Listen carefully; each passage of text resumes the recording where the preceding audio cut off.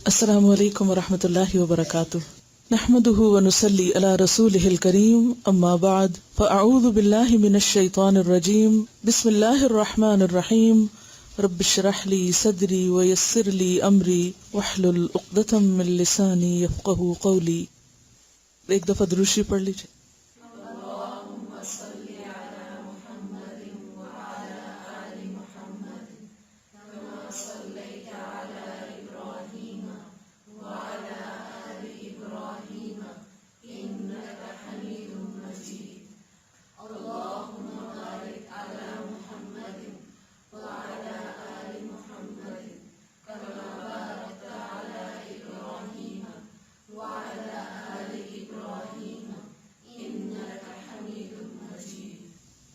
دعا مانگیے۔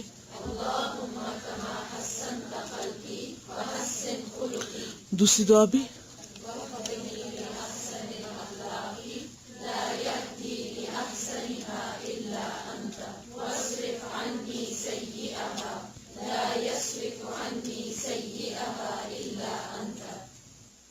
آج ہم پڑھیں گے انشاءاللہ جھگڑے کے بارے میں۔ الخصم، الخصم کا معنی ہوتا ہے جھگڑا کرنا۔ اصل میں جھگڑا کرنے کے لیے لفظ آتا ہے خصومت، اور خصم کہتے ہیں جھگڑا کرنے والے کو، مد مقابل کو۔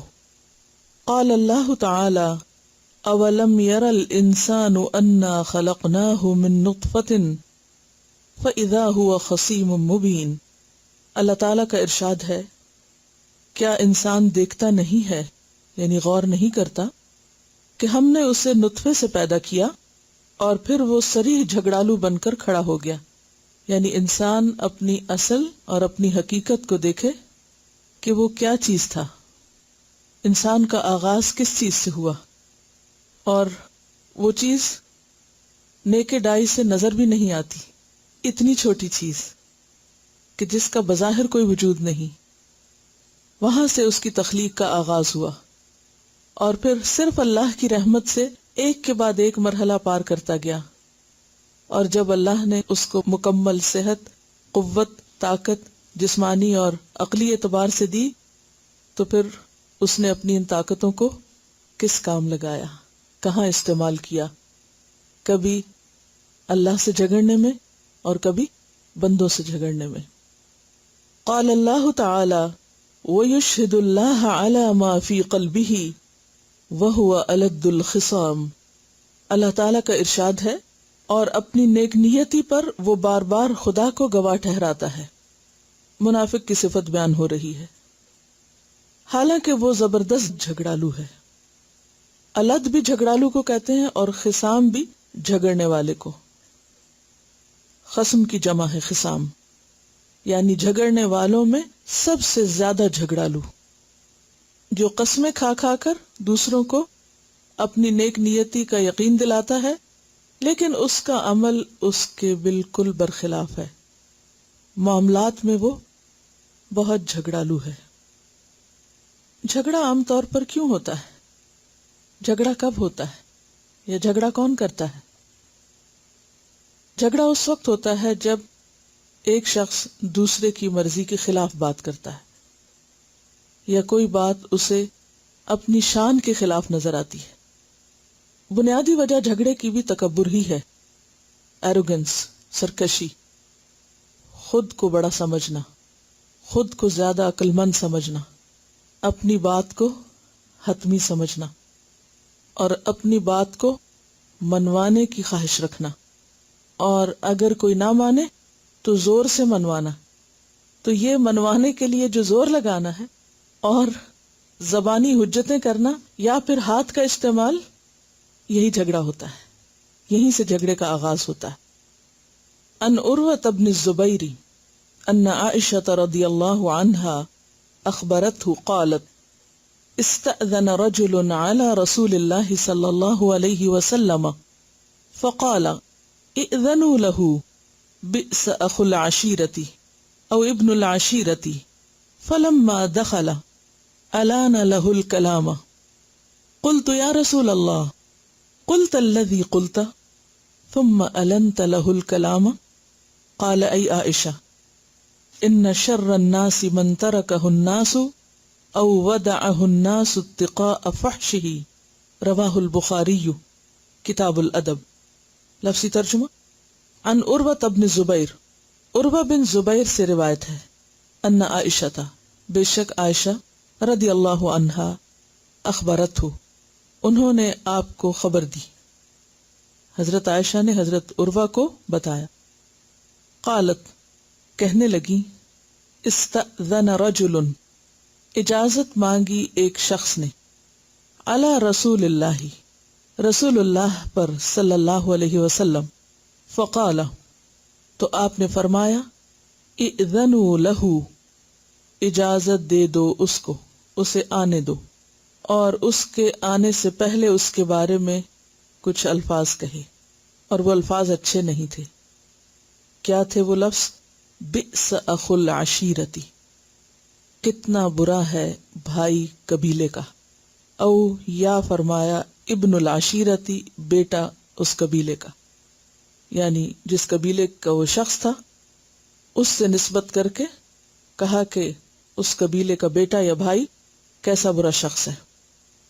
فلما دخل، پھر جب وہ شخص داخل ہو گیا، آپ کے پاس آیا، الانا، نرم کیا یا نرمی سے کیا، لانا یلین لین، اور الانا باب فعال سے ہے، الانا لہ الکلام، اس کے ساتھ نرمی سے بات کی۔ قلت، میں نے کہا، یعنی حضرت عائشہ نے، یا رسول اللہ، اے اللہ کے رسول صلی اللہ علیہ وسلم، قلتا، آپ نے کہا تھا، الذی قلتا، جو آپ نے کہا تھا، الفاظ دہرائے نہیں، اور مراد ہے بئس اخو العشیرہ کی طرف۔ ثم النت لہ الکلام، پھر آپ نے نرمی سے کیا اس سے کلام۔ قالا، فرمایا، اے عائشہ، ہاں عائشہ، ایسا ہی کیا میں نے۔ کیوں؟ اس لیے کہ ان، بے شک، شر الناسی، لوگوں میں بدترین، برا شخص وہ ہے، من، جو، ترکہ، چھوڑ دے اس کو، الناس، لوگ، جسے لوگ چھوڑ دیں، یعنی اس سے ملاقات، بات چیت، تعلق، معاملہ، او یا ودعہ، ودا کر دیں، چھوڑ دیں، الناس، لوگ، یعنی لوگ اس سے میل ملاقات بند کر دیں، اتقاء، بچنے کے لیے، فحشہ، اس کی بد کلامی سے، اس کی بد اخلاقی سے بچنے کے لیے اس کو چھوڑ دیں۔ تو اس وجہ سے میں نے اس سے بد اخلاقی کا معاملہ نہیں کیا، حالانکہ وہ شخص بہت برا تھا۔ اسے بخاری نے روایت کیا ہے کتاب الادب میں۔ اس حدیث کو روایت کیا ہے عروہ بن زبیر نے اپنی خالہ حضرت عائشہ رضی اللہ تعالی عنہا سے۔ کیا جانتے ہیں آپ حضرت عروہ کے بارے میں؟ کون تھے؟ حضرت اسما کے بیٹے تھے۔ کس چیز میں مشہور تھے؟ ان کی بڑی شہرت تھی، کچھ معلوم؟ نہیں معلوم۔ جس دن ہمیں یہ معلوم ہو گیا کہ ہمیں نہیں معلوم، اس دن ہم معلوم کرنے کی کوشش بھی کریں گے۔ ابھی تک ہمیں یہ بھی معلوم نہیں کہ ہم جانتے نہیں، اس لیے جاننے کی ضرورت بھی نہیں رکھتے۔ عروہ بن زبیر جو ہیں، کیا صحابی تھے؟ تابعی تھے۔ حضرت عمر فاروق کی وفات سے 1 سال پہلے پیدا ہوئے تھے، تو صحابی کیسے ہو سکتے ہیں؟ صحابی کون ہوتا ہے؟ جس نے نبی صلی اللہ علیہ وسلم کو دیکھا ہو، آپ سے ملاقات کی ہو ایمان کی حالت میں۔ تو عروہ بن زبیر، جیسا کہ نام سے ظاہر ہے، زبیر کے بیٹے ہیں، اور زبیر بن العوام، حضرت اسما جو حضرت عائشہ کی بہن ہے، ابو بکر صدیق رضی اللہ تعالیٰ عنہ کی بیٹی ہیں، ان کے شوہر ہیں حضرت زبیر۔ اور حضرت زبیر کے اور بھی بیٹے تھے، لیکن عروہ بن زبیر خاص طور پر علم میں مشہور ہوئے۔ ایک موقع پر 4 نوجوان خانہ کعبہ کے قریب بیٹھ کر آپس میں کچھ گفتگو کر رہے تھے۔ انہیں سنا گیا تو وہ کچھ دعائیں مانگ رہے تھے۔ عبداللہ بن زبیر، یہ کون تھے؟ انہی کے بھائی تھے۔ عبداللہ بن زبیر نے کہا، مجھے خلافت کی تمنا ہے۔ عروہ نے کہا، میری تمنا یہ ہے کہ لوگ مجھ سے علم حاصل کریں۔ مصعب کہنے لگے، میری تمنا ہے کہ میں عراق کی فلاں عورت سے شادی کروں۔ عبداللہ بن عمر کہنے لگے میری تمنا یہ ہے کہ اللہ مجھے بخش دے، میری مغفرت کر دے. اور وقت نے دیکھا کہ ہر ایک کی دعا قبول ہوئی. عروہ کوئی معمولی عالم نہیں تھے، ان کا شمار مدینہ کے 7 بڑے فقہا میں ہوتا ہے جن کو فقہائے 7 کہا جاتا ہے. یہ وہ 7 لوگ تھے جن کی طرف ہر مشکل میں رجوع کیا جاتا تھا، علم سیکھنے کے لیے، مسائل معلوم کرنے کے لیے. عروہ نے بڑے بڑے صحابہ کرام سے علم حاصل کیا اور ان میں خاص طور پر اپنی خالہ حضرت عائشہ سے. یعنی اگر یہ کہا جائے کہ حضرت عائشہ کے علم کا مردوں میں سے بڑا حصہ جس نے لیا تو وہ عروہ ہی تھے. اور انہیں بہت بڑا ایڈوانٹیج یہ حاصل تھا کہ یہ ان کے پاس آ کے بیٹھ کے سامنے بیٹھ کر سیکھا کرتے تھے، جبکہ باقی مرد حضرات پردے کے پیچھے سے سیکھتے تھے. عروہ مالی اعتبار سے بھی بہت مضبوط تھے. مدینہ میں ان کا بہت بڑا باغ تھا، اور جتنا بڑا باغ تھا اتنا ہی بڑا دل بھی تھا. کہا جاتا ہے کہ جب ان کا باغ پک کر بالکل تیار ہو جاتا تو یہ باغ کی 4 دیواری میں جگہ جگہ سے دیوار توڑ کر راستے بنا دیتے تاکہ لوگ اندر آئیں اور جتنا جی چاہے پیٹ بھر کے کھائیں. اور جب تک سب لوگ خوش ہو کے کھا نہیں لیتے تھے تو یہ پھل نہیں اٹھاتے تھے. اور جب بھی باغ کے اندر داخل ہوتے تو بار بار یہ دعا پڑھا کرتے، وَلَوْلَا إِذْ دَخَلْتَ جَنَّتَكَ قُلْتَ مَا شَاءَ اللَّهُ. سورۃ کہف میں آتا ہے. بار بار اس دعا کو دہراتے تھے کہ جو کچھ دیا ہے اللہ ہی نے دیا ہے. کہا جاتا ہے کہ نماز بہت شوق سے پڑھتے تھے اور کبھی جلدی نہیں پڑھتے تھے، ٹھہر ٹھہر کے پڑھتے تھے. قرآن پاک سے اس درجہ محبت تھی کہ زندگی میں صرف ایک دن قرآن کی تلاوت مس ہوئی، صرف ایک دن. صرف ایک دن. ہم ذرا اپنے آپ کو دیکھیں، جس دن اسکول سے چھٹی ہو اس دن گھر میں بھی چھٹی. اصل میں کام وہی کرتا ہے جو سیلف موٹیویٹڈ ہو، جس کے اپنے اندر شوق ہو. کسی اور کے کروانے سے کچھ نہیں ہوا کرتا. وہ کون سا دن تھا جس میں ان کے قرآن پڑھنے سے ناغہ ہوا، یعنی قرآن کی تلاوت نہ کر سکے؟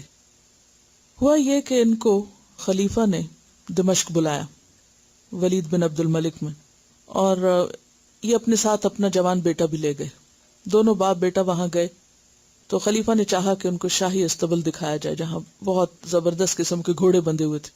جب یہ بیٹے کے ہمراہ استبل میں داخل ہوئے تو ایک گھوڑے نے اپنی ٹانگ زور سے ماری اور ان کے بیٹے کے سینے میں لگی اور وہ وہیں پر ہی فوت ہو گئے. بہرحال صبر کے ساتھ اپنے بیٹے کو دفن کر رہے تھے. جب دفن کر رہے تھے تو جنازے کی حالت میں ان کے پاؤں میں کچھ تکلیف ہوئی اور پاؤں متورم ہو گیا، یعنی سوج گیا. بہرحال وہ تکلیف اتنی بڑی کہ بالآخر پاؤں کاٹنا پڑا. اور جب کاٹنے کے لیے اطباء آئے، یعنی طبیب وغیرہ آئے، تو انہوں نے کہا کہ آپ کو تھوڑی سی شراب پلا دیتے ہیں تاکہ آپ نشے میں آ جائیں اور پھر آپ کو درد کا احساس نہیں ہوگا. لیکن انہوں نے کہا کہ یہ نہیں ہو سکتا کہ میں ایک حرام چیز میں عافیت طلب کروں. اب کیا ہوا، طبیب نے بہت سے لوگوں کو بلایا کہ وہ ان کو پکڑ کر رکھیں تاکہ ٹانگ کاٹی جا سکے، کیونکہ وہ ورم پاؤں سے چل کے پھیلتا چلا جا رہا تھا اور اگر وہ نہ کاٹی جاتی ٹانگ تو وہ سارے جسم کو لے جاتا. انہوں نے کہا کہ مجھے پکڑنے کی ضرورت نہیں، تم کاٹو اور میں اللہ کا ذکر کرتا ہوں. انہوں نے اللہ کا ذکر شروع کیا اور اس ذکر میں اتنے مگن تھے کہ پہلے گوشت کاٹا گیا، پھر ہڈی کاٹی گئی اور پھر ابلتے تیل کو اس جگہ پر لگایا گیا اور یہ بخیر و عافیت سب کام کرواتے رہے اس ذکر میں مگن ہونے کی وجہ سے. اس سے آپ اندازہ لگا سکتے ہیں کہ ان کی یکسوئی کا عالم کیا تھا، اللہ کے ساتھ کنیکشن کی حالت کیا تھی. ہماری طرح دل پراگندہ تھوڑی تھے، ادھر کا غم ادھر کی فکر، وہ بات ہمارے ذہنوں پہ اتنی سوار ہوتی ہے کہ جب ہم نماز بھی پڑھتے ہیں یا قرآن بھی پڑھتے ہیں تو ہمارے دل انہی چیزوں میں ابلتے کھولتے رہتے ہیں اور جس چیز کے لیے تڑپنا چاہیے وہ تڑپ نہیں آتی، کیونکہ خراب کباڑ نے ہمارا دل بھرا ہوا ہے، چیزیں اندر سمائی ہوئی ہیں. اینی ہاؤ، اب ہوا یہ کہ وہ واحد دن تھا جب ان کی تلاوت نہ ہو سکی. وہ ایک دن تھا زندگی کا جب وہ اس حالت میں تھے. جب یہ واپس گئے گھر، ان کو سوار کر کے واپس مدینہ لایا گیا کیونکہ اب یہ چل نہیں سکتے تھے اور ویسے بھی سفر دور کا تھا دمشق سے. جب یہ واپس لائے گئے تو گھر والے ان کے استقبال کے لیے آئے تو انہوں نے پہلے ہی سلام کرتے ہی کہا کہ ایک بات سنو میری، کوئی افسوس نہ کرے اس لیے کہ اللہ نے مجھے 4 بیٹے دیے تھے جن میں سے صرف ایک لیا ہے، 3 ہیں میرے پاس، اور 4 ہاتھ پاؤں دیے تھے، 2 ہاتھ 2 پاؤں، ایک پاؤں لیا ہے، ایک ٹانگ لی ہے، 3 باقی ہیں، سلامت ہیں، اس لیے غم کی ضرورت نہیں، کوئی فکر نہ کرے اور سب صبر سے کام لیں۔ اب آپ دیکھیے کہ اس موقع پر بہت سے لوگ آئے اور ظاہر ہے کہ بہت ہر دل عزیز تھے اور لوگ ان کے پاس حاضر ہوا کرتے تھے بہت سے مسائل کے ساتھ۔ تو ان میں سے ابراہیم بن محمد بن طلحہ نے جب ملاقات کی تو بہت ہی خوبصورت الفاظ میں ان سے تعزیت کی اور اپنے دل کا حال بیان کیا۔ وہ الفاظ کیا ہیں؟ وہ کہتے ہیں آپ کے جسم کا ایک حصہ اور آپ کی اولاد میں سے ایک بیٹا آپ سے پہلے جنت میں پہنچ چکے اور باقی ماندہ بھی انشاءاللہ جنت میں جائیں گے، لیکن اللہ تعالیٰ نے آپ کی جانب سے ہمارے لیے وہ چیز باقی رہنے دی جس کے ہم محتاج تھے اور اس سے ہم کبھی بھی مستغنی نہیں ہو سکتے، اور وہ ہے آپ کا علم اور جچی تلی رائے۔ اللہ تعالیٰ آپ کو اور ہمیں ان قیمتی اوصاف سے فائدہ پہنچائے۔ اللہ آپ کو اجر و ثواب دینے پہ قادر ہے اور آپ کے حسن حساب کا ضامن ہے۔ عروہ بن زبیر کا شمار فقہاء میں ہوتا تھا، علماء میں ہوتا تھا، اور ساری زندگی علم سیکھتے اور سکھاتے رہے اور اپنے بچوں کے لیے بھی علم ہی کی خدمت اور علم ہی میں آگے جانا پسند کیا۔ انسان اپنے بچوں کے لیے کیا چاہتا ہے؟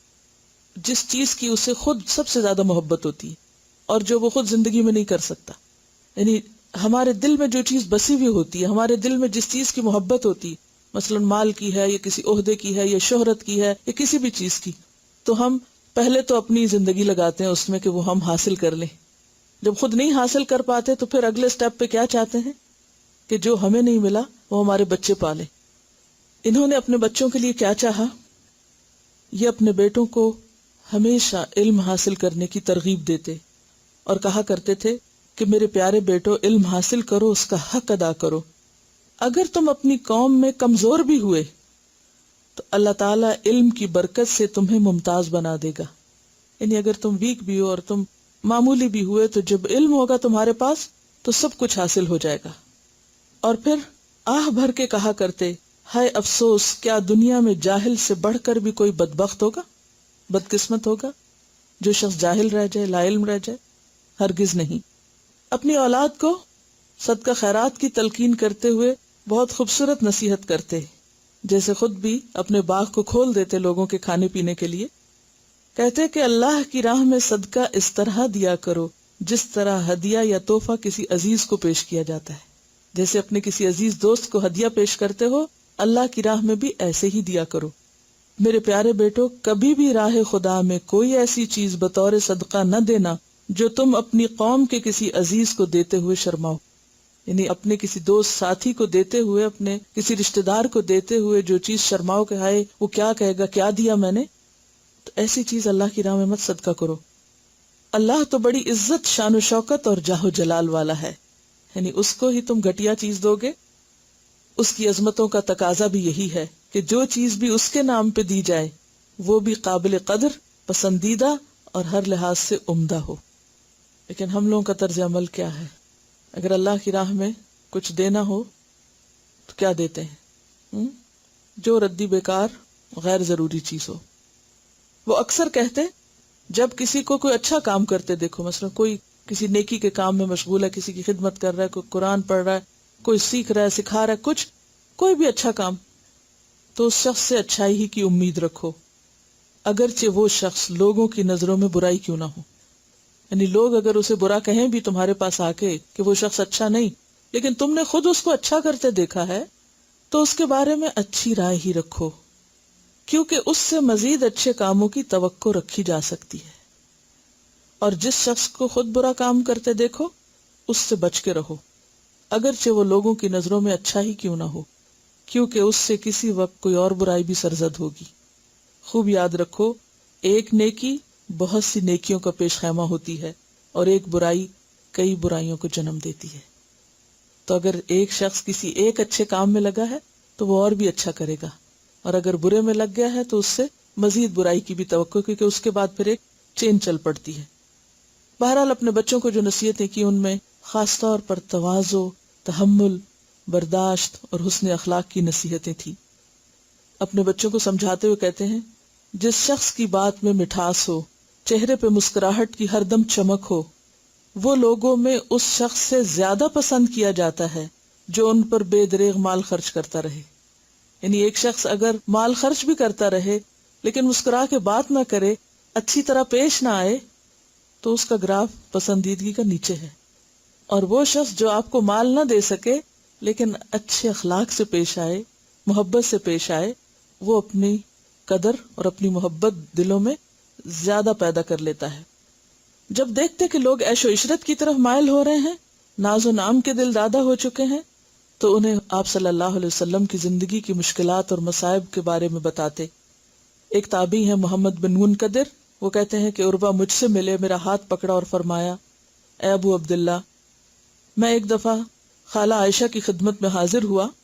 انہوں نے مجھے دیکھ کے فرمایا، بیٹا. میں نے کہا، جی اماں حضور. فرمایا، اللہ کی قسم، نبی صلی اللہ علیہ وسلم کے گھر میں 40 راتیں آگ نہیں جلتی تھی، نہ چولہا جلتا. تو میں نے ادب سے عرض کیا، پھر آپ کا گزارا کیسے ہوتا؟ فرمایا، بس کھجور اور پانی سے. یعنی جب کوئی شخص ایسی شکایت کرتا یا بہت زیادہ دنیا کی طرف دوڑنے لگتا تو وہ لوگوں کو یہی واقعہ سنایا کرتے تھے کہ تم کس پیغمبر کی امت ہو اور کن چیزوں میں پڑ گئے. بہرحال یہ تھے عروہ بن زبیر، اور ان کی ساری نصیحتوں سے کیا پتہ چلتا ہے کہ یہ وہ شخص ہے کہ جس نے علم کی روح کو پایا ہے اور علم سیکھتے سیکھتے ان تجربات کو حاصل کیا ہے اور ان باتوں کو سمجھا ہے جو واقعی حکمت کہلاتی ہے. ایک ہوتا نا علم اور ایک ہوتا ہے حکمت. علم جب ڈائجسٹ ہوتا ہے کسی کے اندر تو پھر حکمت ٹپکتی ہے وہاں سے.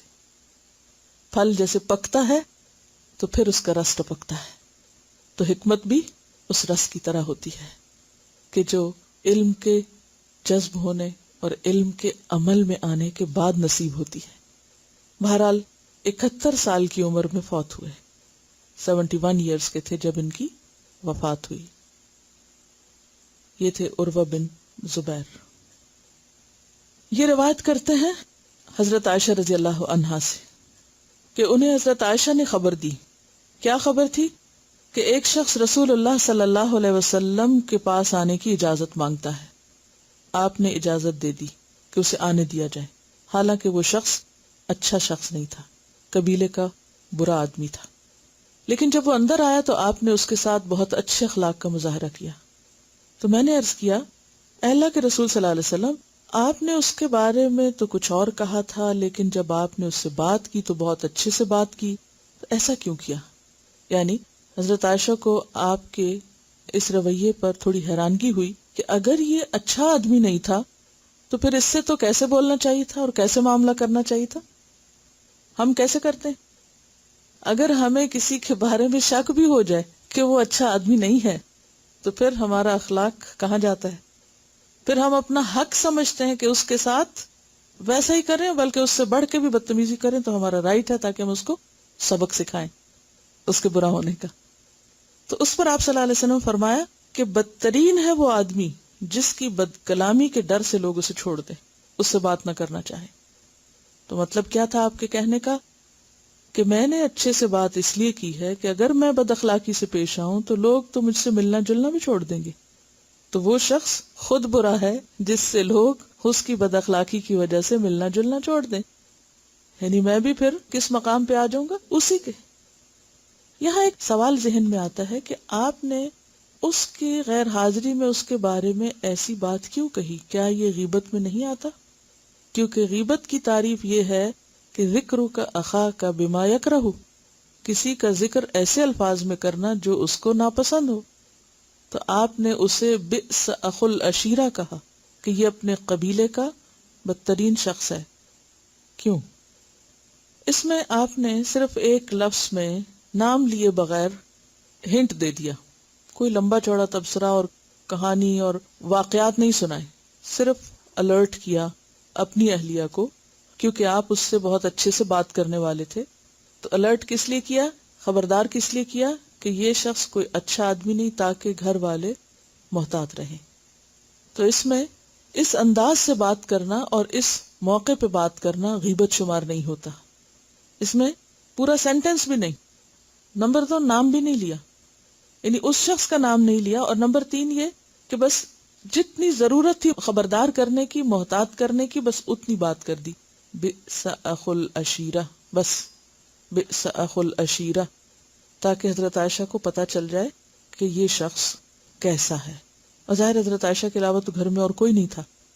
ازواج مطہرات کے اپنے اپنے گھر تھے اور ایک طرح سے اکیلی اکیلی ہوتی تھی، تو اس میں اگر کوئی بھی شخص نبی صلی اللہ علیہ وسلم کی غیر موجودگی میں آتا ہے تو ازواج کو پتہ ہونا چاہیے کہ کون آ رہا ہے، کون اجازت لے رہا ہے، کون کس کام کے لیے آیا ہے اور اس کے ساتھ کیا معاملہ کرنا ہے. اور اہم بات جو پتہ چل رہی ہے وہ کیا ہے کہ اس شخص کے بد اخلاق ہونے کے باوجود بھی آپ نے اس کے ساتھ بہت اچھے اخلاق کا مظاہرہ کیا. ہمارے لیے کیا سبق ہے اس میں؟ کوئی کیسا بھی ہو، ہمیں اپنے اخلاق کے مطابق چلنا ہے. اگر یہ حد مقرر نہ کی جائے تو پھر تو کوئی شخص بھی اخلاق پہ قائم رہ ہی نہیں سکتا، کیونکہ پھر ہم میں سے ہر ایک کے پاس یہ جواز ہے کیا کہ وہ بھی تو ایسا ہی ہے نا. اگر میں نے یہ کیا تو اس نے کون سا اچھا کیا. اور عام طور پر ہم اسی طرح اپنے آپ کو جسٹیفائی کرتے ہیں اور اپنا رائٹ سمجھتے ہیں، اپنا حق سمجھتے ہیں کہ دوسرا چونکہ اچھا نہیں لہذا مجھے ایسا بننا پڑتا ہے. تو یاد رکھیے کہ اگر آپ نے وہی کیا جو ایک بد اخلاق شخص کرتا ہے یا بد اخلاقی کی ڈیفینیشن میں آتا ہے تو پھر آپ بھی اچھے اخلاق پر فائز نہیں ہو سکتے، با اخلاق نہیں کہلا سکتے. تو اخلاق کیا ہے؟ کوئی اچھا کرے تب بھی اچھا کیا جائے اور کوئی اچھا نہ کرے تب بھی اچھا کیا جائے، اچھوں سے بھی اچھا اور بروں سے بھی اچھا. اور پھر آپ دیکھیے کہ جو آپ نے بات فرمائی کہ لوگوں میں بدترین انسان وہ ہے کہ جس کی جھگڑالو طبیعت اور جس کی بد اخلاقی اور بد کلامی اور بدتمیزی کی وجہ سے لوگ اس سے ڈرنے لگیں اور اس سے بچنے لگیں اور اس کے سامنے آنے سے گریز کریں. لوگ کس سے گریز کرتے ہیں؟ ملاقات کرنے کو یا بات کرنے کو. بعض اوقات ایسا ہوتا ہے نا کہ کسی انسان کو کسی سے بات کرنے کی ضرورت بھی ہوتی لیکن لوگ آگے نہیں بڑھتے، بات نہیں کرتے، کر ہی نہیں پاتے. کیوں نہیں کرتے؟ وجہ کیا ہوتی ہے؟ اس کی بد اخلاقی کی وجہ سے، اس کی بدتمیزی کی وجہ سے، اس کی سختی کی وجہ سے. تو یہ کوئی اچھی علامت نہیں، کوئی اچھا سائن، اچھا سمبل نہیں، اچھی مثال نہیں کہ لوگ توبہ توبہ کریں ایسے شخص سے بات کرنے سے. اللہ کے رسول صلی اللہ علیہ وسلم اس کو شر الناس کہہ رہے ہیں، بدترین انسان، انسانوں میں سے انتہائی بدترین انسان کہ جس سے لوگ بات نہ کرنا چاہیں. اگلی حدیث عن عائشة رضی اللہ عنہا عن النبی صلی اللہ علیہ وسلم قال ان ابغض الرجال الى اللہ الالد الخصم رواہ البخاری کتاب المظالم.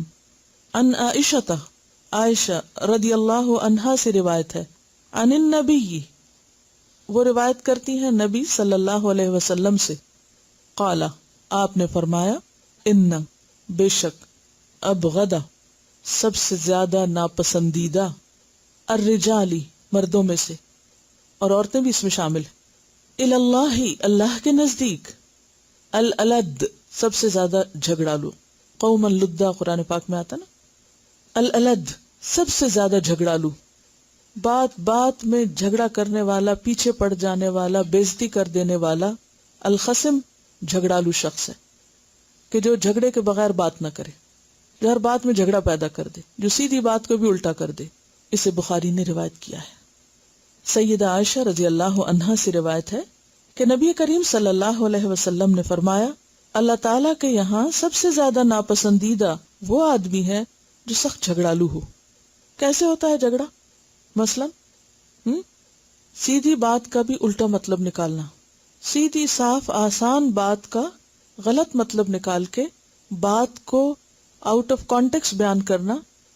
ایک شخص آرام سے بات کر رہا ہے، وہاں اس سے اونچی آواز سے بولنا شروع کر دینا، جھگڑے پہ اتر آنا، سیدھی سی بات کو مشکل کر دینا، اپنی بات کو درست سمجھنا اور اسی کو دہرائے چلے جانا اور دوسرے کی سن کے نہ دینا، دوسرے کی سننے کی کوشش ہی نہ کرنا، دوسرے کے لیے بولنے کی گنجائش ہی نہ چھوڑنا، بد زبانی کرنا یعنی گالی گلوچ کرنا، سخت الفاظ استعمال کرنا، الجھنا، الجھانا، دوسرے کو کنفیوز کرنا، بیل مار، نہیں مارتا تو پھر بھی مار.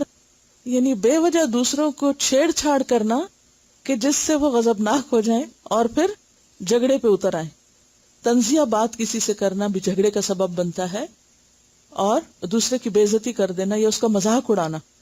بعضوں کا جھگڑا کس سے شروع ہوتا ہے؟ مذاق اڑانے سے. اب آپ کا ہوم ورک یہ ہے کہ آپ وہ اسباب تلاش کیجئے جو جھگڑے کا سبب بنتے ہیں، تاکہ پھر ہم ان چیزوں سے بچنا شروع کریں، ان چیزوں سے پرہیز کریں جس سے جھگڑا شروع ہوتا ہے.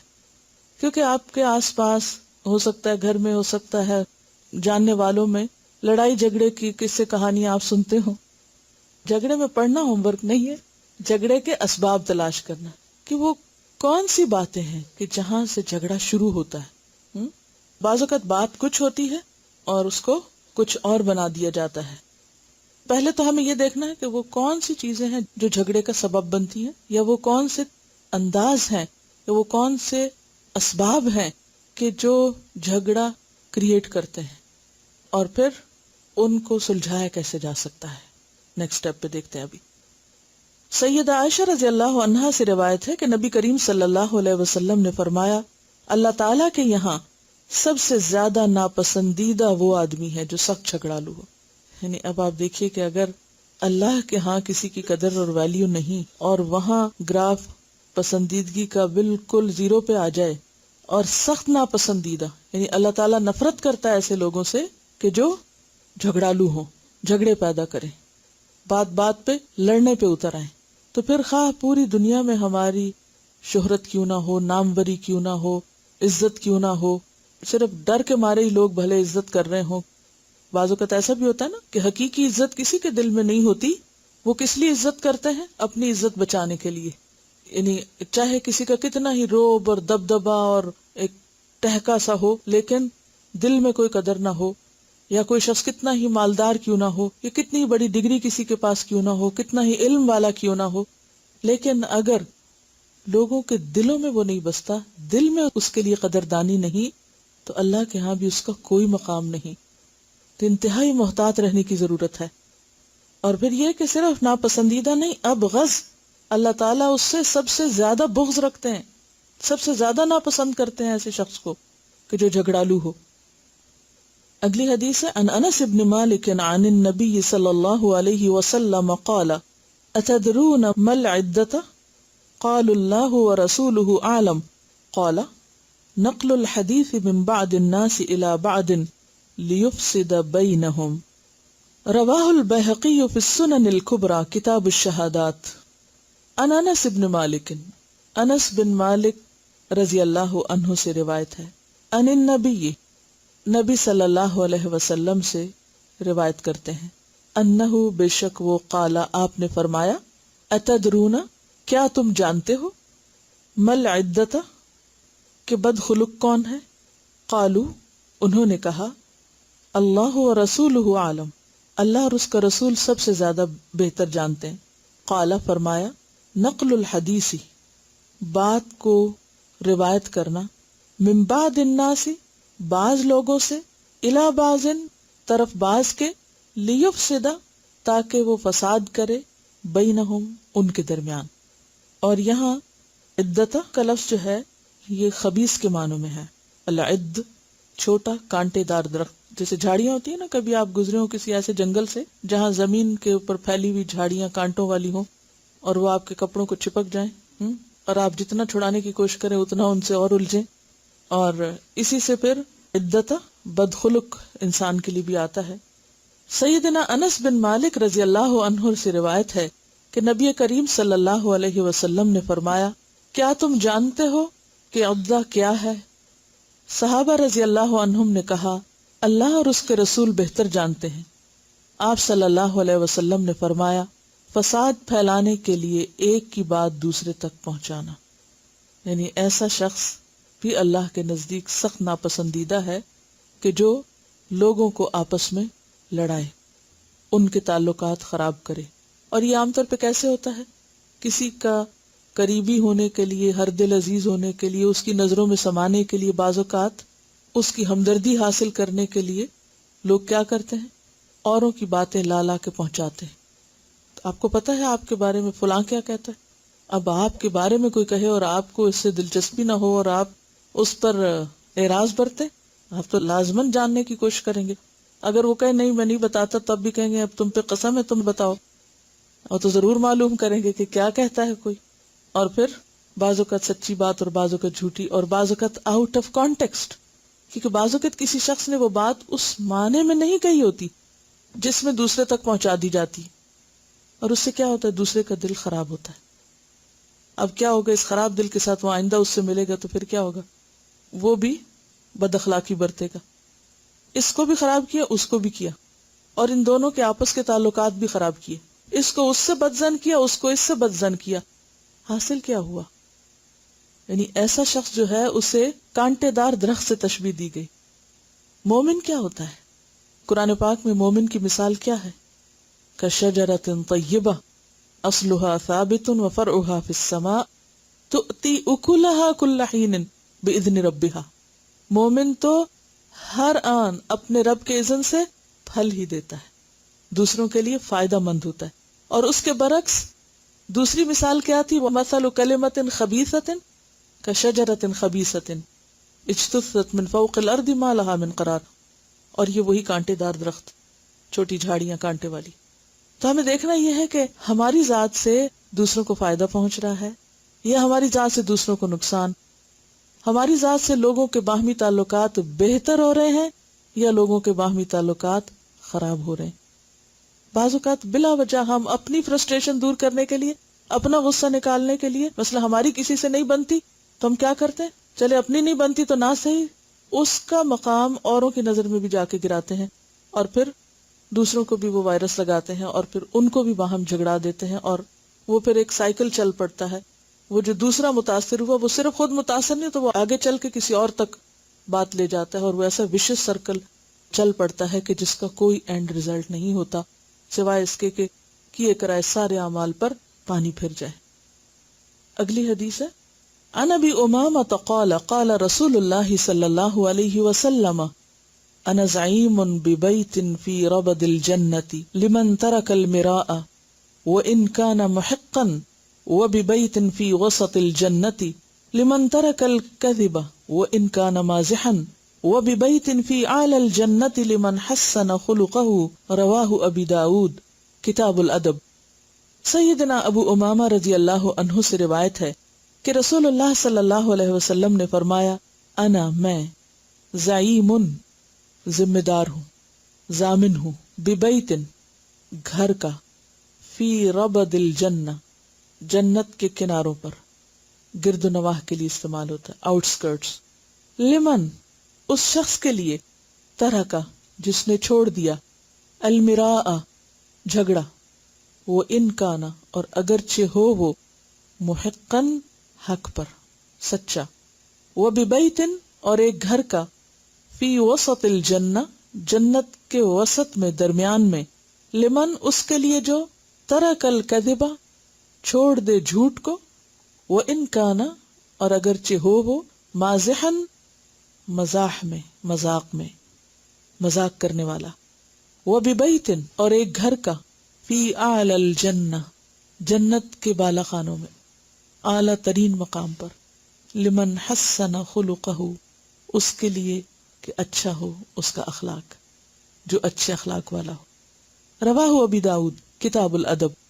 سیدنا ابو امامہ رضی اللہ عنہ سے روایت ہے کہ رسول اللہ صلی اللہ علیہ وسلم نے فرمایا میں اس شخص کے لیے جنت کے اطراف میں ایک گھر کا ضامن ہوں جس نے حق پر ہوتے ہوئے بھی جھگڑا چھوڑ دیا، یعنی وہ سچا تھا، حق پر تھا، اور اس کے باوجود اس نے اپنا حق چھوڑ دیا. کیونکہ عموماً جھگڑے اس پر بھی ہوتے ہیں جب دوسرا شخص ایک کا حق دبا جائے، یعنی مثلا ایک چیز آپ کا حق تھی، آپ کی تھی، اور اس نے اس پر ناجائز قبضہ کر لیا. اب اس سے وہ واپس لینے کے لیے ایک لمبا مقدمہ چاہیے، اور اس میں انسان بعض اوقات پھر بھی کامیاب نہیں ہوتا. تو ایسی صورت میں ایک شخص اپنا معاملہ اللہ کے حوالے کر کے اگر خاموشی اختیار کر لیتا ہے تو اللہ تعالیٰ اسے قیامت کے دن بہترین طریقے پر کمپنسیٹ کریں گے. اور اس شخص کے لیے جنت کے درمیان میں گھر کا ضامن ہوں، جس نے مذاق کے طور پہ بھی جھوٹ کا ارتکاب نہیں کیا، بالکل جھوٹ چھوڑ دیا مذاق میں بھی. کیونکہ عام طور پر لوگ سفید جھوٹ تو چھوڑ دیتے ہیں یا یہ کہ بڑے بڑے جھوٹ چھوڑ دیتے ہیں، لیکن ان کی سمجھ میں یہ نہیں آتا کہ مذاق میں جھوٹ کیوں نہیں بولنا چاہیے. وہ کہتے ہیں اس سے کیا فرق پڑتا ہے، ایسا تو سبھی کرتے ہیں. لیکن ایسا کرنا بھی ناپسندیدہ ہے. کیوں؟ کیونکہ جب ایک غلط چیز چاہے تھوڑی سی مقدار میں کی جائے، وہ کس کی طرف لے جاتی ہے؟ بڑی غلطی کی طرف لے جاتی ہے. یعنی ایک شخص جو مذاق میں جھوٹ بولتا رہتا ہے، ایک دن ایسا آتا ہے کہ وہ بڑے سے بڑا جھوٹ بولتے ہوئے بھی شرماتا نہیں پھر، کیونکہ جھجک تو ختم ہو چکی ہوتی ہے غلط بیانی کرنے کی. اور اس شخص کے لیے جنت کے بلند ترین حصے میں گھر کا ضامن ہوں جس کا اخلاق اچھا ہو. اب یہاں پر آپ دیکھیے کہ جس چیز کی طرف توجہ دلائی جا رہی ہے وہ کیا ہے؟ جھگڑا چھوڑ دینا. اس میں ہم بہترین مثال دیکھتے ہیں حضرت ابوبکر صدیق رضی اللہ تعالیٰ عنہ کی. ایک شخص نے حضرت ابوبکر کو برا بھلا کہا، خاموش رہے. آپ وہاں بیٹھے ہوئے تھے، نبی صلی اللہ علیہ وسلم تعجب کرتے رہے، مسکراتے رہے. جب اس شخص نے بہت زیادتی کی تو حضرت ابوبکر نے بعض باتوں کا جواب دینا شروع کیا. اس پہ نبی صلی اللہ علیہ وسلم کو غصہ آ گیا. آپ وہاں سے اٹھ گئے. ابوبکر چل کر آپ سے ملے اور کہا، اے اللہ کے رسول صلی اللہ علیہ وسلم، وہ مجھے برا بھلا کہہ رہا تھا اور آپ بیٹھے خوش ہو رہے تھے، لیکن جب میں نے اس کی بعض بات کا جواب دیا تو آپ غصہ ہو گئے اور وہاں سے اٹھ گئے. آپ نے فرمایا، جب تم چپ تھے تو تمہارے ساتھ ایک فرشتہ تھا جو اس کا جواب دے رہا تھا، مگر جب تم نے خود جواب دینا شروع کیا تو فرشتہ چلا گیا اور شیطان آ گیا، اور جہاں شیطان آ جائے پھر وہاں آپ کیسے رہیں؟ بات یہ ہے کہ آپ نے جواب دینے کو ناپسند کیوں کیا؟ اگر وہ شخص زیادتی کر رہا تھا، کیوں نہیں جواب دینا چاہا؟ اس سے جھگڑا بڑھتا ہے. ہم عام طور پر کلیریفیکیشن کرتے کرتے معاملات زیادہ خراب کر لیتے ہیں، اور ایک شخص نے اگر ایک بات کہی تو دوسرا اگر سن کے چپ ہو جاتا ہے تو بات ختم ہو جاتی ہے. لیکن جب دوسرا جواباً بولتا ہے تو پہلا تو پہلے ہی غصے میں ہے، وہ اور فلیئر اپ ہو جاتا ہے. پہلے اگر وہ سیدھی بات کر رہا تھا تو ہو سکتا ہے وہ گالیوں پہ اتر آئے، اور پھر اگر آپ گالی کا بدلہ لینا چاہیں تو ہو سکتا ہے کہ وہ پتھر اٹھا لے، اور پھر ہاتھا پائی شروع ہو جائے، اور پھر آہستہ آہستہ معاملہ کہیں سے کہیں جا پہنچے. اس کے برعکس اگر ایک شخص بولے چلے جا رہا ہے اور آپ خاموشی سے سن رہے ہیں تو کیا ہوگا؟ تھوڑی دیر میں اس کے غبارے کی ہوا نکل جائے گی اور اس کو ٹھنڈا ہونا پڑے گا. کتنی دیر کوئی ابل سکتا ہے، کھول سکتا ہے، بھڑک سکتا ہے؟ کتنی دیر؟ آخر کتنی دیر؟ بس دوسرے شخص کا اس وقت صبر کا امتحان ہوتا ہے کہ وہ اس وقت خاموشی اختیار کر لے، چپ کر کے سنتا جائے، خصوصاً اگر اس کی ذات کے بارے میں کچھ کہا جا رہا ہو، یعنی اس کو سخت سست یا نکما یا برا بھلا کہا جا رہا. لیکن اگر پلٹ کے وہ ایک لفظ بھی بول دے گا ایسے موقع پر تو کیا ہوگا؟ وہ مدت اور طویل ہو جائے گی. اگر ایک شخص کو 5 منٹ بولنا تھا تو وہ 10 منٹ بولے گا، تب آپ کو زیادہ لمبا صبر کرنا پڑے گا. اور اگر آپ نے زیادتی کر دی تو پھر بات بہت بڑھ جائے گی، اور بڑھتے بڑھتے بعض اوقات اتنی زیادہ بڑھ جاتی ہے کہ پھر اس کو جوڑنا یا اس کا علاج بھی ممکن نہیں ہوتا. تو اس لیے آپ صلی اللہ علیہ وسلم نے کیا پسند کیا کہ اس موقع پر خاموشی اختیار کی جائے، اور ان کو کیا تسلی دی؟ تم چپ تھے، اللہ کی طرف سے تمہارے لیے ایک مددگار موجود تھا. تو بات یہ ہے کہ جھگڑا ختم کرنے کے طریقوں میں سے ایک طریقہ کیا ہے؟ خاموشی اختیار کی جائے، جیسا کہ اس حدیث میں بتایا گیا ہے. اور اگر انسان کو یہ یقین ہو کہ قیامت کے دن اللہ سبحانہ وتعالی اس کا بہترین بدلہ دیں گے تو انسان کے لیے اور بھی آسان ہو جاتا ہے. ان عبداللہ ان النبی صلی اللہ علیہ وسلم قال سباب المسلم فسوق وقتالہ کفر، رواہ البخاری کتاب الایمان. ان عبداللہ بن مسعود رضی اللہ عنہ سے روایت ہے، ان النبی صلی اللہ علیہ وسلم قال کہ نبی صلی اللہ علیہ وسلم نے فرمایا، سباب المسلم، مسلم کو گالی دینا فسوق، فسق ہے، گناہ ہے، وقتالہ، اور اس کا قتل کرنا یا اس سے لڑنا کفر ہے. سیدنا عبداللہ بن مسعود رضی اللہ عنہ نے بیان کیا کہ نبی کریم صلی اللہ علیہ وسلم نے فرمایا کہ مسلمان کو گالی دینا فسق ہے اور اس سے لڑنا کفر ہے. یعنی کوئی معمولی بات نہیں ہے. جیسا کہ ایک اور حدیث سے بھی پتہ چلتا ہے کہ ایک مومن کی حرمت دوسرے مومن پر کیسی ہے، جیسے بیت اللہ شریف کی حرمت، جیسے حرام مہینوں کی حرمت، اور جیسے حرمت والے دن کی حرمت. یعنی جب انسان حج پہ جاتا ہے، کیونکہ آپ نے حجۃ الوداع کے موقع پر یہ بات فرمائی تھی. ہم عام طور پر خانہ کعبہ کی، اشہر الحرم کی اور حرام مہینوں اور دنوں کی تو بہت حرمت کرتے ہیں اور اس میں بہت ہی کانشیس رہتے ہیں. تو اسی طرح کسی مومن کی عزت جو ہے وہ اللہ کے نزدیک اس سے بھی زیادہ محترم ہے، اس کا احترام لازم ہے. لیکن جہاں احترام کی لڑی ٹوٹ جاتی ہے وہاں پھر ہر چیز، یعنی انسان اخلاق کے دائرے سے باہر آ جاتا ہے. سارے مومنوں کا احترام لازم ہے، لیکن کچھ کا کچھ پر پھر مزید لازم ہے. یعنی پھر درجے بھی ہیں نا. یعنی اگر آپ اپنے سے چھوٹے والے کو کچھ برا بھلا کہہ رہے ہیں تو وہ بھی غلط ہے. چاہے بچوں کو آپ گالیاں دے رہے ہیں یا سخت باتیں کر رہے ہیں کہ جو ناحق ناروا ہیں، صرف اپنی فرسٹریشن نکالنے کے لیے کہ کسی نے آپ کو کچھ کہہ دیا اور اب آپ کا بس کسی اور پہ نہیں چل رہا تو آپ اسی کو ہی پکڑ لیں، وہ بھی غلط ہے. لیکن اگر آپ برابر والے کو کر رہے ہیں تو اس سے زیادہ غلط ہے. اور اگر آپ اپنے سے بڑے کو کر رہے ہیں، مثلا عمر میں بڑا ہے یا علم میں بڑا ہے یا رتبے میں بڑا ہے، کسی بھی اعتبار سے، تو وہ اور زیادہ برا ہو جاتا ہے. پھر اسی طرح کسی کے پیچھے بھی کہنا برا اور سامنے آ کے کہنا تو اور بھی برا، اور بھی اخلاق سے گری ہوئی بات. اگلی حدیث ہے ان ابی ہریرہ رضی اللہ عنہ انہ سمع النبی صلی اللہ علیہ وسلم یقول اللہم فأیما مؤمن سببتہ فاجعل ذلك له قربة الیک یوم القیامہ. رواہ البخاری کتاب الدعوات. ان ابی ہریرہ، ابو ہریرہ رضی اللہ عنہ سے روایت ہے، انہ سمع کہ انہوں نے سنا، النبی نبی صلی اللہ علیہ وسلم سے، یقول آپ فرمایا کرتے تھے. دیکھیے دوسری حدیث میں قالا ہے اور یہاں یقول، یعنی اس سے پتہ چلتا ہے کہ کہتے رہتے تھے، ایک دعا مانگتے تھے. کیا؟ اللہم اے اللہ، فایما پس کوئی بھی، مؤمن سببتہ میں نے اس کو گالی دی، فجعل تو کر دے، ذالک اس بات کو، لہو اس کے حق میں، قربتن قربت کا ذریعہ، الیک تیری طرف، یوم القیامت قیامت کے دن.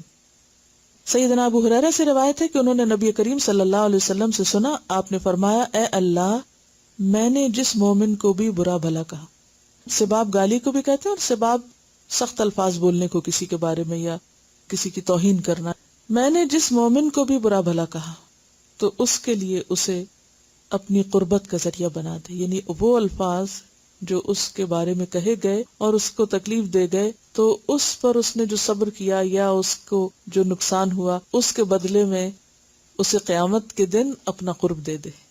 یعنی دنیا میں ہی اس شخص کے حق میں دعا مانگ کر کمپنسیٹ کیا. اس سے پتہ چلتا ہے کہ کس قدر محتاط تھی آپ کی سوچ اور آپ کی زندگی. اسی زندگی کو تقوی والی زندگی کہتے ہیں. تو آپ کے ہوم ورک میں یہ دعا زبانی یاد کرنا ہے. پہلے ہم احادیث یاد کرتے ہیں نا، تو یہ حدیث بھی ہو گئی اور دعا بھی ہو گئی. کہیے اللہم فایما مؤمن سببتہ فاجعل ذلک لہ قربۃ الیک یوم القیامۃ. اللہم فایما مؤمن سببتہ فاجعل ذلک لہ قربۃ الیک یوم القیامۃ. اللہم فایما مؤمن سببتہ فاجعل ذلک لہ قربۃ الیک یوم القیامۃ. عن ابی ہریرہ قال سئل النبی صلی اللہ علیہ وسلم ما اکثر ما يدخل الجنۃ قال التقوى وحسن الخلق وسئل ما اکثر ما يدخل النار قال الاجوفان الفم والفرج. رواہ ابن ماجہ کتاب التحفہ. عن ابی ہریرہ، ابو ہریرہ رضی اللہ عنہ سے روایت ہے، قال انہوں نے کہا سئل سوال کیا گیا، النبی صلی اللہ علیہ وسلم، نبی صلی اللہ علیہ وسلم سے کیا سوال؟ ما کیا ہے وہ چیز، اکثر جو سب سے زیادہ، ما یدخل الجنہ جو جنت میں داخل کرے گی لوگوں کو، وہ کون سی چیز ہے جو لوگوں کو سب سے زیادہ جنت میں لے جانے والی ہے؟ قال فرمایا التقوی، محتاط زندگی گزارنا، تقوی، وحسن الخلق، اور اچھا اخلاق۔ تقوی تو اندر کی کیفیت ہے، اور حسن الخلق، خلق بیسیکلی عادت کو کہتے ہیں، اچھی عادتیں۔ وسئلہ، اور پوچھے گئے آپ، ما اکثر کیا ہے وہ چیز، ما یدخل النار جو داخل کرے گی آگ میں یعنی لوگوں کو۔ قال الاجوفان، دو کھوکھلی چیزیں، دو کشادہ چیزیں، الفم منہ، والفرج اور شرمگاہ۔ اسے ابن ماجہ نے روایت کیا ہے۔ سیدنا ابو ہریرہ رضی اللہ عنہ سے روایت ہے کہ رسول اللہ صلی اللہ علیہ وسلم سے سوال کیا گیا کہ کون سے اعمال انسانوں کے زیادہ جنت میں جانے کا سبب بنیں گے؟ آپ نے فرمایا تقوی اور اچھا اخلاق، اللہ کا ڈر اور حسن اخلاق۔ اور پوچھا گیا کون سی چیز انسانوں کے زیادہ جہنم میں جانے کا سبب ہوگی؟ آپ نے فرمایا دو خالی چیزیں، منہ اور شرمگاہ۔ تو اس سے پتہ چلتا ہے کہ جو چیز انسان کو جنت میں لے جانے والی ہے اس میں سب سے اہم چیز اللہ کا ڈر ہے، کہ انسان اگر کچھ چھوڑے تو اللہ کے ڈر سے، کچھ کرے تو اللہ ہی کی خاطر، یعنی 24 گھنٹے اس کا اللہ کے ساتھ ایک ایسا کنیکشن رہے کہ وہ لمحے کے لیے بھی اللہ سے غافل نہ ہو، مسلسل اس کا کنیکشن اللہ کے ساتھ جڑا رہے، خواہ وہ عبادت کی شکل میں یا ذکر کی شکل میں یا احساس یا خیال یا ڈر یا خوف یا محبت کی، یعنی کسی بھی شکل میں یہ احساس باقی رہنا کہ وہ میرے اوپر ہے، وہ مجھے کوئی دیکھ رہا ہے۔ اور حسن الخلق، اچھی عادتیں۔ اور جو چیزیں سب سے زیادہ لوگوں کو جہنم میں لے جانے والی ہیں وہ دو چیزوں کا غلط استعمال ہے، ایک منہ، کہ انسان ایسی باتیں کرے یا حرام چیز کھائے، کیونکہ منہ کے راستے دونوں کام ہوتے ہیں نا، انسان بولتا بھی ہے اور کھاتا پیتا بھی ہے۔ اگر کھانے میں حرام اختیار کرتا ہے یا بولنے میں غلط بیانی کرتا ہے تو یہ چیز جہنم میں لے جانے کا سبب ہے۔ اور اسی طرح شرمگاہ، کہ اگر انسان اس کی حفاظت نہیں کرتا، جسے قرآن پاک میں آتا ہے کہ قل للمؤمنین یغضوا من ابصارہم ویحفظوا فروجہم، شرمگاہوں کی حفاظت جو ہے وہ ایمان کا حصہ ہے۔ تو اس سے مراد زنا ہے یا عریانی ہے، یعنی عریانی بھی اس میں آ جاتی ہے۔ حفاظت میں دونوں چیزیں، اس کو ستر کو ڈھانکنا بھی اور پھر اس کی حفاظت بھی، یعنی زنا سے پرہیز بھی۔ اور زنا کے علاوہ باقی جتنے بھی بے حیائی کے کام ہیں، خواہ وہ عمل قوم لوط ہے یا کچھ بھی اور، ان سب کی طرف اشارہ ہے۔ ان سہل بن سعد ان رسول اللہ صلی اللہ علیہ وسلم قال من یضمن لی ما بین لحییہ وما بین رجلیہ اضمن لہ الجنہ، رواہ البخاری۔ سیدنا سہل بن سعد رضی اللہ عنہ سے روایت ہے کہ رسول اللہ صلی اللہ علیہ وسلم نے فرمایا، من جو کوئی، یضمن ضمانت دیتا ہے، گارنٹی دیتا ہے، لی میرے لیے، ما بین لحییہ جو اس کے دو جبڑوں کے درمیان ہے۔ لحی کہتے ہیں جبڑے کو، اور لحیہ کہتے ہیں داڑھی کو، کیونکہ وہ بھی جبڑوں سے اگنا شروع ہوتی۔ یہ الگ بات ہے کہ کچھ لوگ جبڑوں پر داڑھی کو باقی نہ رکھیں اور صرف نیچے کے حصے کو ہی داڑھی سمجھیں۔ وما بین رجلیہ، اور جو اس کے دو پاؤں یا ٹانگوں کے درمیان ہے، اضمن لہ الجنہ، میں ضمانت دیتا ہوں اس کو جنت کی۔ اسے بخاری نے روایت کیا ہے۔ سیدنا سہل بن سعد رضی اللہ عنہ سے روایت ہے کہ رسول اللہ صلی اللہ علیہ وسلم نے فرمایا، میرے لیے جو شخص دونوں جبڑوں کے درمیان کی چیز یعنی زبان اور دونوں پاؤں کے درمیان کی چیز یعنی شرمگاہ کی ذمہ داری دے دے، میں اس کے لیے جنت کی ذمہ داری دے دوں گا، یعنی اس کے لیے جنت یقینی ہے۔ جو شخص یعنی زنا سے بچتے ہوئے پاکیزہ زندگی گزارے اور اس کے ساتھ ساتھ اپنی زبان کی حفاظت کرے۔ زبان کی حفاظت میں بہت کچھ آئندہ بھی انشاءاللہ آئے گا، کیونکہ گفتگو پر ایک الگ چیپٹر ہے، وہاں اس کی ہم مزید وضاحت کریں گے۔ لیکن جھگڑے کے کانٹیکسٹ میں یہ بات یاد رکھیے کہ بہت سی باتوں میں جھگڑے کا اصل سبب زبان ہے، گفتگو ہے انسان کی۔ جھگڑے کا سبب بھی اور جھگڑے کو بڑھانے والی بھی اگر انسان اس کو کنٹرول کر لیتا ہے تو پھر جھگڑے کو کنٹرول کر سکتا ہے، اور اگر کوئی شخص غصے کے موقع پر زبان کو کنٹرول نہیں کر سکتا تو پھر جھگڑا ختم نہیں ہو سکتا۔ حضرت ابوبکر صدیق کی خلافت کا زمانے کا واقعہ ہے کہ دو سردار جن کا نام عیینہ ابن حصن اور اقرا بن حابس تھا، ان دونوں کو فتح ہوازن کے بعد 100 اونٹ ملے، اور انہوں نے حضرت ابوبکر صدیق سے ایک زمین طلب کی، اور آپ نے انہیں تالیف قلب کے لیے باقاعدہ تحریر لکھ دی۔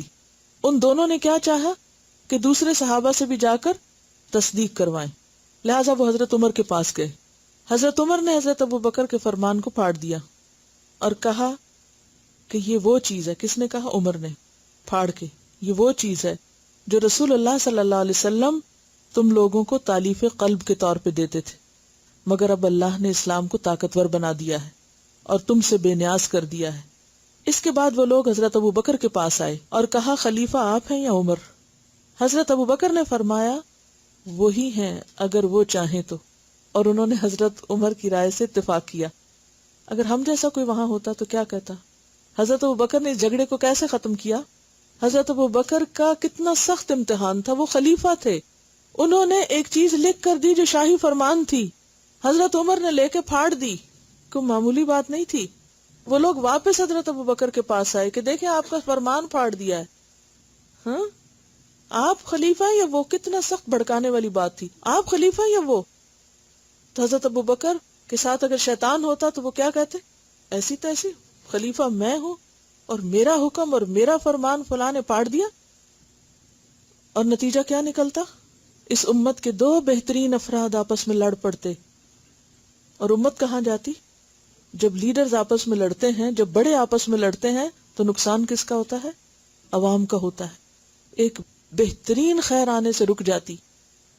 ایسے موقع پر ذمہ داروں کو بہت سوچ سمجھ کے بولنا چاہیے، اور وقتی طور پر اگر کوئی ایسے کہے بھی کہ آپ بڑے ہیں یا وہ بڑے، تو کیا کہنا چاہیے؟ وہی بڑے ہیں، انہی کو بڑا سمجھ لیں، اور بات ختم ہو جائے گی۔ اس شدید تنقید پر حضرت ابوبکر نے بالکل برا نہیں مانا۔ کیوں؟ اس لیے کہ بات درست تھی، یہ لوگ اب ڈیزرو نہیں کرتے تھے اس چیز کو۔ اس کو کہتے ہیں بڑا دل ہونا، بڑے دل والے بڑے کام کرتے ہیں، چھوٹے دل والے کچھ کرنے کے قابل نہیں ہوتے۔ دلوں میں وسعت لائیے، اور دلوں کی وسعت اللہ سے مانگیے۔ جب تک دل بڑے نہیں ہوں گے بڑا کام نہیں کر سکیں گے۔ دو آپشنز ہیں آپ کے پاس، یا چھوٹے دلوں کے ساتھ چھوٹے چھوٹے کام کرتے رہیں، اور یا بڑے دل والے بن کر بڑے بڑے کام کریں۔ چوائس آپ کی ہے، کتنی نیکی کمانا چاہتے ہیں۔ جتنی برداشت ہوگی، جتنا اٹھا سکیں گے بوجھ، اتنا ہی بڑا اجر ہوتا چلا جائے گا۔ اللہ وسعت کے مطابق ہر ایک کو دیتا ہے، لا یکلف اللہ نفسا الا وسعها۔ ظرف بڑھائیے اور زیادہ نیکی کمائیے۔ اس کی مثال پہلے میں نے آپ کو دی تھی کہ اگر آپ کسی گلاس میں پتھر پھینکیں تو کیا ہوگا؟ سارا پانی باہر آ جائے گا، شاید گلاس خود بھی ٹوٹ پڑے، برسٹ ہو جائے۔ اور اگر آپ کسی ندی میں پہاڑ بھی ڈال دیں تو کیا ہوگا؟ وہ آرام سے نیچے جا کے بیٹھ جائے گا، اور ندی کے اوپر کچھ بھی نہیں ہوگا۔ ہم کم ظرف ہیں، چھوٹے گلاس والے، یا پھر ندی ہیں گہری؟ کتنا چاہیے؟ جتنا چاہیے اتنا ہی ملے گا۔ ایک مثال ہے حضرت امیر معاویہ کی۔ ایک بار دمشق میں انہوں نے کچھ چادریں تقسیم کی، تو ان میں سے ایک چادر دمشق کے ایک بوڑھے آدمی کو پہنچی، یعنی مال غنیمت جیسے تقسیم ہوتا تھا تو ایک چادر ایک بوڑھے شخص کو پہنچی۔ وہ انصار سے تھے، انصاری بزرگ تھے۔ ان کو وہ چادر پسند نہیں آئی۔ دیکھیے جھگڑا کیسے ہوتا ہے نا، چادر پسند نہیں آئی تو انہوں نے غصے میں آ کے کہا خدا کی قسم میں اس چادر کو امیر معاویہ کے سر پہ دے ماروں گا۔ بوڑھے ہو جاتے انسان، ویسے بھی ذرا ہر چیز کمزور ہو جاتی ہے تو ٹیمپر بھی کنٹرول کرنا بعض اوقات مشکل ہوتا ہے جوانوں کی نسبت۔ لیکن اب تو جوان کہتے ہیں ہماری جوانی کا تقاضا ہے کہ ہم اپنا ٹیمپر کنٹرول نہ کریں۔ کوئی بچہ ہے تو کوئی جوان ہے تو کوئی بوڑھا ہے، اور ہر ایک کے لیے جسٹیفیکیشن۔ تو وہ کہنے لگے واللہ لأضربن بها رأس معاویہ۔ حضرت معاویہ اس وقت عظیم اسلامی سلطنت کے خلیفہ تھے، وہ معمولی انسان نہیں تھے۔ انہیں یہ بات پہنچی، کسی نے جا کے بتا دیا کہ جس کو آپ نے چادر بھیجی تھی وہ اس طرح کا شکریہ ادا کر رہا ہے۔ امیر معاویہ کیا کر سکتے تھے؟ ری ایکشن کیا ہوگا؟ قتل کرا دیتے، کرا سکتے تھے، کیونکہ عام طور پہ کیا ہوتا ہے، جو شخص اتنی بڑی اتھارٹی رکھتا ہو اور ایسی پوزیشن میں ہو، اس کے لیے تو صرف ایک لفظ بولنا کافی کسی کام کرنے کے لیے۔ انہوں نے ایسا نہیں کیا، اس کے برعکس اس شخص کو بلا لیا اور ان کے سامنے اپنا سر کھول دیا، کہا اپنی قسم پوری کر لو۔ البتہ ایک بوڑھے کو چاہیے کہ وہ دوسرے بوڑھے پہ نرمی کرے، یعنی اگر آپ بوڑھے تو میں بھی بوڑھا ہوں، ایک بوڑھے کو دوسرے پر نرمی کرنی چاہیے۔ تو اس پر انصاری شرمندہ ہو گئے، معافی مانگی اور خاموشی کے ساتھ چلے گئے۔ اب آپ دیکھیے کہ اگر اس وقت اپنی اتھارٹی اور اپنے مقام اور مرتبے کو دیکھتے ہوئے اگر امیر معاویہ اس وقت غصے میں آتے اور انتقامی کارروائی کرتے تو کیا ہوتا؟ وہ بلاتے، مروا دیتے، اب یہ ہوتا کہ اس سے مزید جھگڑا ہوتا، مزید پورا خاندان ان کا اور قوم اور برادری اور معلوم نہیں کہاں کہاں تک وہ فتنہ پھیلتا۔ لیکن صرف ایک خاموشی نے اور حسن معاملہ اور حسن تدبیر نے معاملے کو کس طرح رفع دفع کر دیا کہ گویا کوئی بات بھی نہ تھی۔ امیر معاویہ یہ بھی سوچ سکتے تھے کہ اگر یہ آج ایسی بات کرے گا تو کل دوسرا بھی کرے گا، تو بہتر ہے کہ اس کو کنٹرول کرنا چاہیے تاکہ لوگوں کو آئندہ یہ ایسی باتیں کرنے کا موقع نہیں۔ کیونکہ عام طور پہ ہم ایسے مواقع پر کیوں سختی کر جاتے ہیں، کیوں غصے کا اظہار کرتے ہیں، کیوں انتقام لینے پر ہی تل جاتے ہیں کہ ہم یہ بہانہ کر لیتے ہیں کہ اس سے پھر دوسروں کو سبق سکھایا جائے۔ بہرحال ایسے معاملات میں اس طرح کا طریقہ اختیار کرنا کہیں زیادہ فائدہ مند ہے بنسبت دوسرے طریقے کے۔ اور صرف یہ نہیں کہ یہ حضرت ابو بکر حضرت عمر کی بات مان رہے ہیں، حضرت عمر خطبہ دے رہے ہیں اور عورتوں کا مہر کم کر رہے ہیں، اور ایک عورت کھڑی ہو کے کہتی ہے کہ عمر تم نے کیسے کم کر دیا جب اللہ نے ان کو زیادہ دیا ہے؟ تو حضرت عمر بھری مجلس میں خلیفہ ہوتے ہوئے اعتراف کرتے ہیں اور کیا کہتے ہیں؟ اس شہر میں تو ہر شخص عمر سے بڑھ کر فقیہ ہے۔ یہ تھا ان لوگوں کا اخلاق۔ اپنی ذات کے لیے انتقام لینے اور اپنی ذات کا بدلہ لینے کا کوئی وقت نہیں تھا۔ یہ ہم جیسے لوگوں کا کام ہے کہ جب ہماری زندگیوں میں مقصد عزیز نہیں ہوتا، ذاتیں عزیز ہوتی ہیں، تو پھر ایسے سلسلے شروع ہوتے۔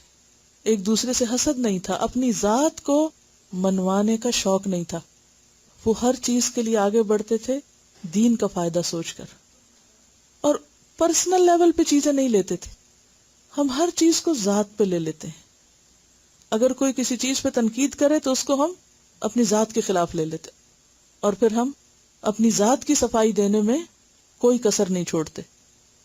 اصل مشکل یہ ہے کہ ہمارے سامنے کوئی بہترین مثالیں ہی نہیں ہیں، لا ادری کا احساس نہیں ہے کہ ہم نہیں جانتے۔